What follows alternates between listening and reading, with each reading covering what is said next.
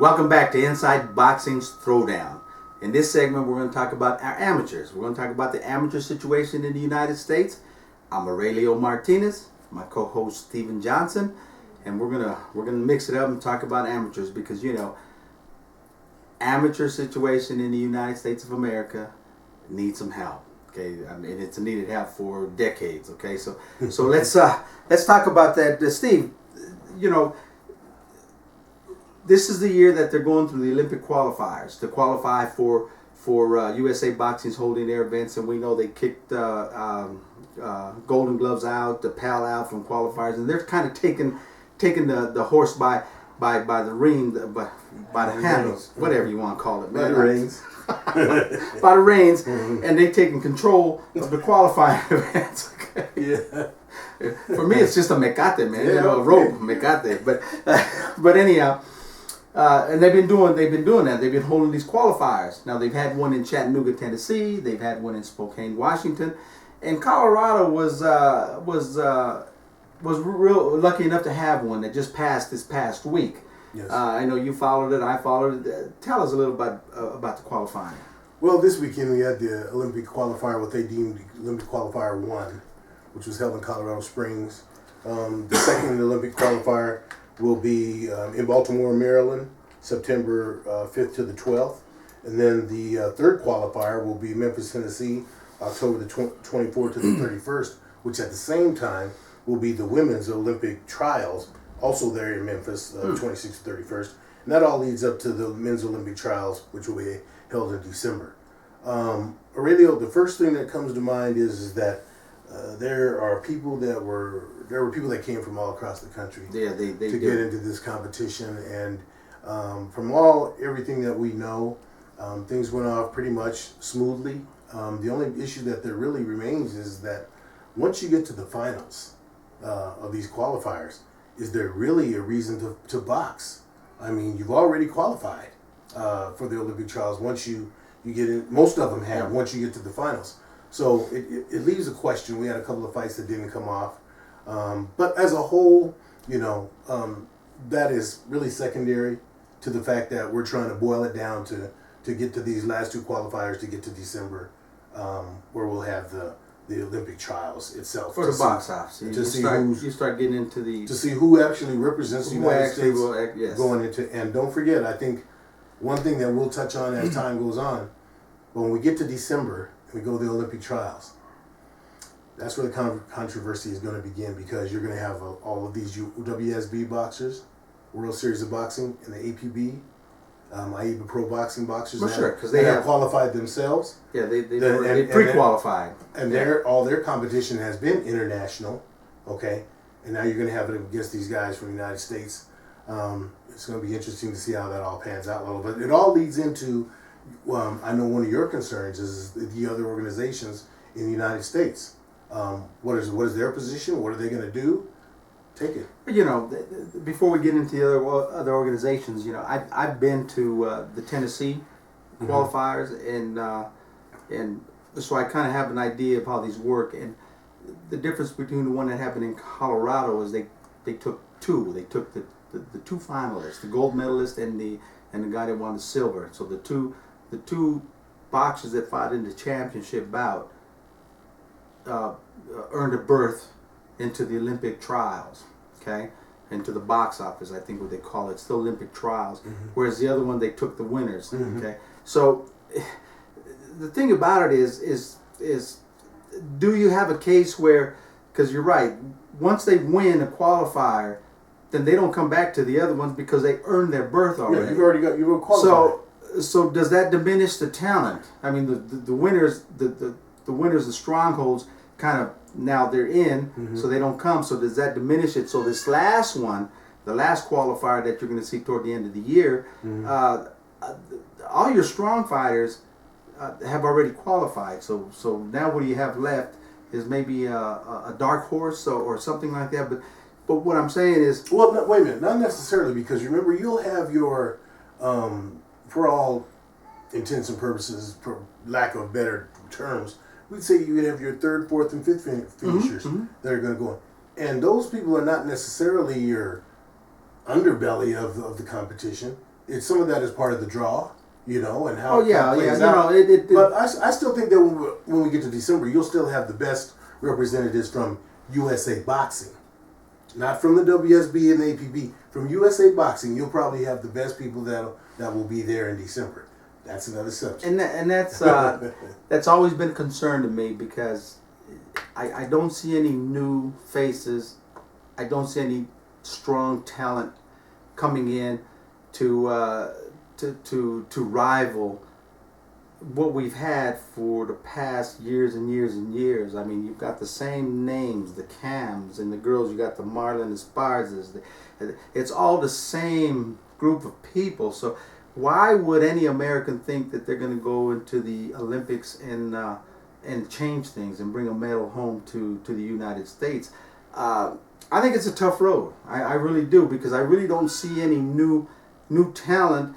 And I'm not saying that's USA Boxing's fault. I'm saying that's the United States themselves. They're not for some reason or other, they're not coming up. They're not being trained. Maybe they're not being trained to where they're becoming elite fighters. Maybe the system is broken. Okay, how to fix it is I always thought you had to change it in coaching, because there again, you know, things started to change for the better when they had Pedro Roque, and now he's gone, and things have not stood on an up climb. They've kind of fallen, and they've gone back to the good old boy system, and I just see some problems with that. And I unfortunately, I think it's going to be tough for the United States to go back into the Olympics and to start medaling again. I hope I'm wrong. I hope you're wrong too. But in defense of USA Boxing building up to these qualifiers going to December for the actual trials,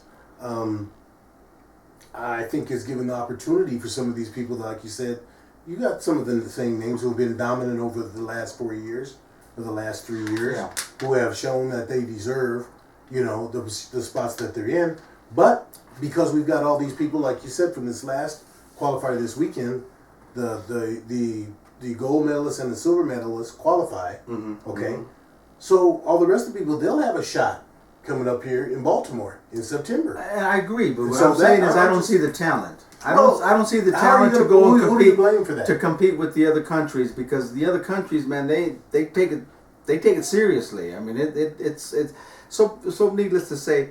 Well, you remember back in our day when we were, you know, boxing. The thing was that Golden Gloves would send a team, you know, to the trials. Yeah. Pal, you know, who's our other one? Ringside. Ringside. They would basically have their group. They'd have their guys to go. And now that AIBA has taken that away from USA Boxing, They have nothing. You get there. Yeah, it is. USA Boxing, and they what you see is what you get. per now. AIBA, they are doing it this route, Yeah. and there's nothing we can do about it. Yeah.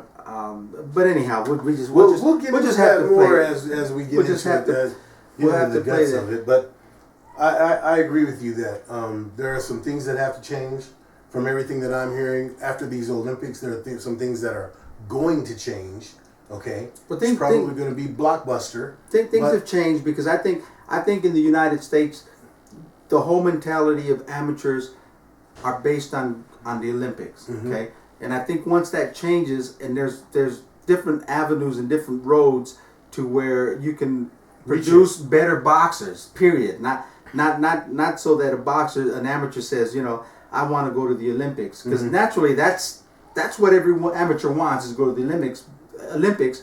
But reality is, not all of them are going to go. Very few are going to go. I mean, Well, the reality of it now is remember is that, like, once again, dating us, but it goes back to going to the Olympics and medaling. That was the Wheaties box. That's the big contract. well, That's yeah, the money. and that's what the Now, it's not like that. You know, it's coming to the point now where if you're 18 years old and you've got any type of skill showing, you're going to get signed by one of the top promoters. So, in my opinion, and we'll get into this later on as we go on down the road, but USA Boxing is strictly going to be a junior program. Yeah. That's about well, all. my point. That's my point. My point is all the amateurs and the coaches and stuff have this Olympic in their minds. That's the carrot. That's what they want. Carrot. And because of that, we, and when I say we, I'm talking about the United States, we're not producing quality pros. We're not producing, look at the heavyweights. Man, we haven't seen a good heavyweight. Most of the young fans don't even know what a good heavyweight, American heavyweight is. Mm-hmm. But that's all comes from the amateur system. So now what you have is you have other organizations like our U.S.A, the United States Boxing League, okay, and now Golden Gloves, PAL, and all, they're going to have to do something to change their program because they no longer are part of that road to the Olympics. Mm-hmm. They're not going to ever become part of that anymore. Okay, so they're going to have to change it. The U.S.A, the United States Boxing League, okay, what we do in this thing is we don't necessarily prepare someone only for the Olympics. We prepare them to become professional boxers, quality professional boxers. In other words, we provide that avenue where they get the experience and the exposure as an amateur so that when they're ready to turn pro, they can turn pro. If the Olympics happen, it happens. But we don't put the blinders on. We don't get nearsighted. Okay, so we're going to talk about how these programs work so it opens up a complete superhighway for amateurs to come into this thing. Well, and just in ending, that what you said, it sounds like you were in Dr. Wu's office. That's exactly the same thing he said when he started the WSB. This is going to be a way that we prepare these guys for the pros. He's way ahead of the curve, you know. So right now it's our organization. I say ours because it is ours. It's physically mine, and I founded it.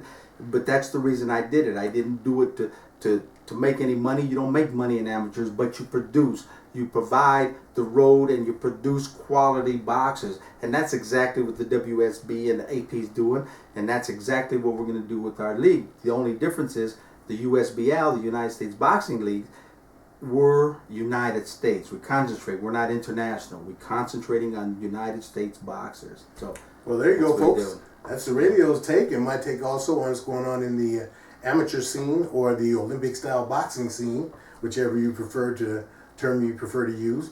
So that's the end of this segment. We're going to come back in the next segment. We're going to talk about, it's going to be open topic. We've got a few things we're going to throw out there and talk about. I think you're going to like what you hear. We're talking about hot topics. So in the meantime, what do you want to do? Keep them hands up. Keep them hands up.